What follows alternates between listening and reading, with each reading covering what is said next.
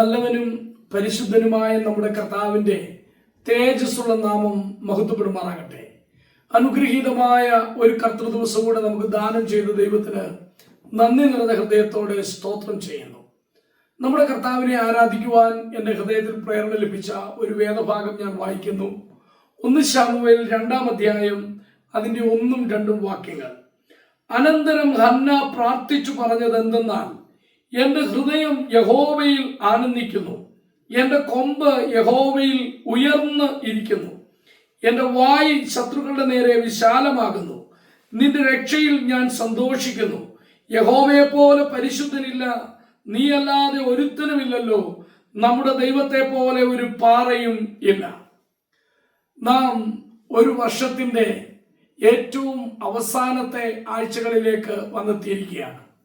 2025 അതിവേഗം നമ്മെ വിട്ട് കടന്നു പോവുകയാണ്. നമ്മെ ഈ ഒരു വർഷം മുഴുവൻ പരിപാലിച്ച തേജോമയനായ നമ്മുടെ കർത്താവ് എത്ര നല്ലവനാണ്, വിശ്വസ്തനാണ് എന്നോർത്ത് നമുക്ക് ദൈവത്തെ മഹത്വപ്പെടുത്തുവാൻ ധാരാളമുണ്ട്. 1 ശമൂവേൽ 2-ാം അധ്യായത്തിലേക്ക് നാം വരുമ്പോൾ അവിടെ ഹന്ന ദൈവത്തിന്റെ സന്നിധിയിലേക്ക് അടുത്തു വന്ന് ദൈവത്തെ ആരാധിക്കുന്നതാണ് നാം കാണുന്നത്.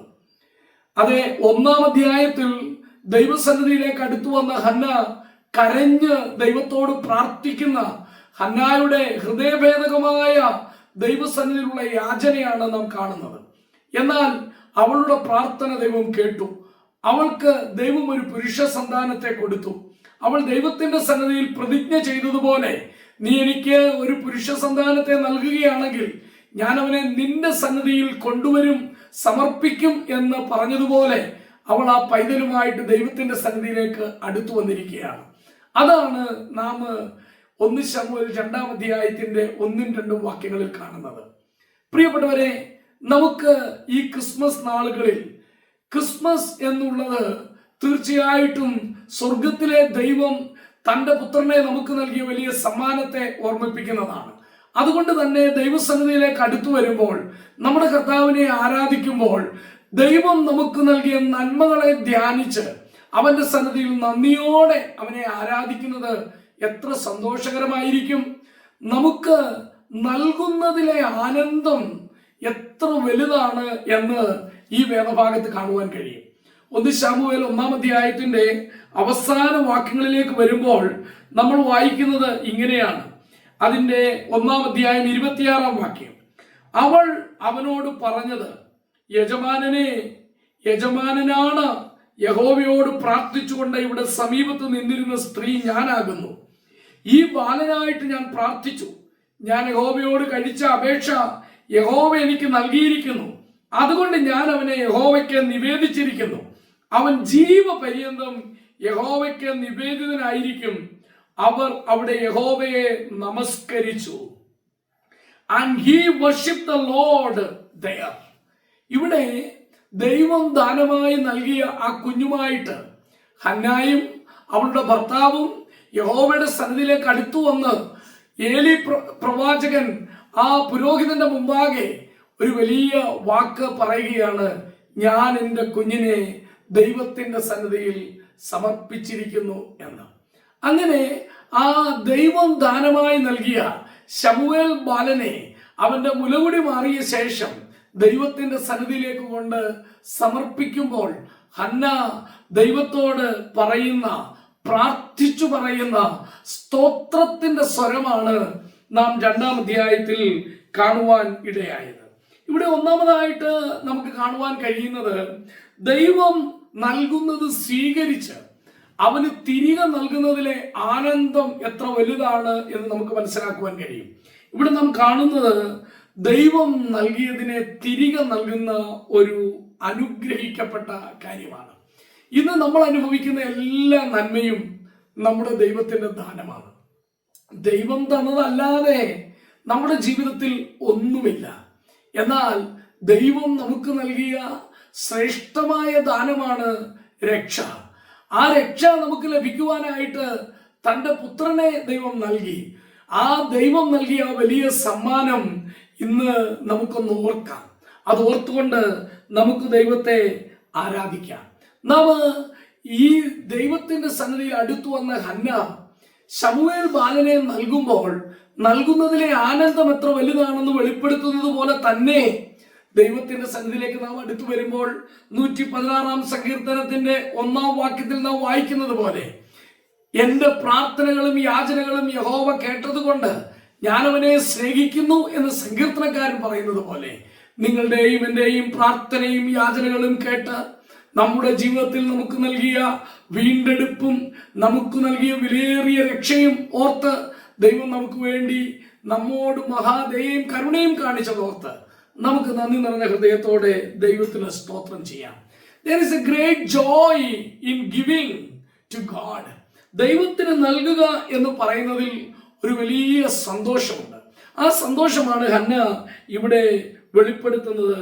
2-ാം അധ്യായത്തിന്റെ 1-ാം വാക്യം, എന്റെ ഹൃദയം യഹോവയിൽ ആനന്ദിക്കുന്നു. My heart exults in the Lord. എന്റെ ഹൃദയം യഹോവയിൽ ആനന്ദിക്കുന്നു. ഇവിടെ 2 പ്രാവശ്യം ഈ ആനന്ദത്തെ കുറിച്ച് പറയുന്നുണ്ട്. ആ 2-ാം അധ്യായത്തിന്റെ 1-ാം വാക്യത്തിന്റെ അവസാനത്തിൽ നമ്മൾ കാണുന്നു, നിന്റെ രക്ഷയിൽ ഞാൻ സന്തോഷിക്കുന്നു. അപ്പോൾ ഹന്ന ദൈവത്തിന്റെ സന്നിധിയിലേക്ക് അടുത്തു വരുമ്പോൾ അവളുടെ ഹൃദയത്തിൽ സന്തോഷമുണ്ട്. അവൾ കർത്താവിൽ സന്തോഷിക്കുകയാണ് അവളുടെ ഹൃദയത്തിൽ. എന്നാൽ അവൾ കർത്താവിൽ സന്തോഷിക്കുന്നതിന്റെ ഒരു കാരണം കർത്താവ് നൽകിയ രക്ഷയാണ്. അതുകൊണ്ടാണ് അവൾ പറയുന്നത്, ഞാൻ നിന്റെ രക്ഷയിൽ സന്തോഷിക്കുന്നു. ഐ റിജോയ്സ് ഇൻ ദൈ സാൽവേഷൻ. അപ്പോൾ പ്രിയ ദൈവജനമേ, നിങ്ങൾക്കും എനിക്കും ഈ ലോകത്തിൽ സന്തോഷിക്കുവാനുള്ള ഏറ്റവും വലിയ കാര്യം നമ്മുടെ ദൈവത്തിലാണ്. ദൈവത്തിന്റെ വചനം തുടർച്ചയായി പറയുന്നു, റിജോയ്സ് ഇൻ ദ ലോർഡ്. കർത്താവിൽ സന്തോഷിക്കുക. കർത്താവിലുള്ള സന്തോഷമാണ് എന്റെ ബലം. ആ സന്തോഷം നമുക്ക് നൽകുന്നതിന്റെ കാരണം എന്താണ്? നിന്റെ രക്ഷ, അതിൽ ഞാൻ സന്തോഷിക്കുന്നു, അതിൽ ഞാൻ ആനന്ദിക്കുന്നു.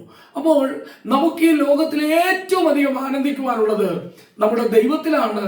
അതിന്റെ കാരണം ദൈവം നമ്മെ രക്ഷിച്ചു, നമ്മെ പാപത്തിന്റെ ശിക്ഷയിൽ നിന്ന് വിടുവിച്ചു, നിത്യ നരകത്തിൽ നിന്ന് വിടുവിച്ചു.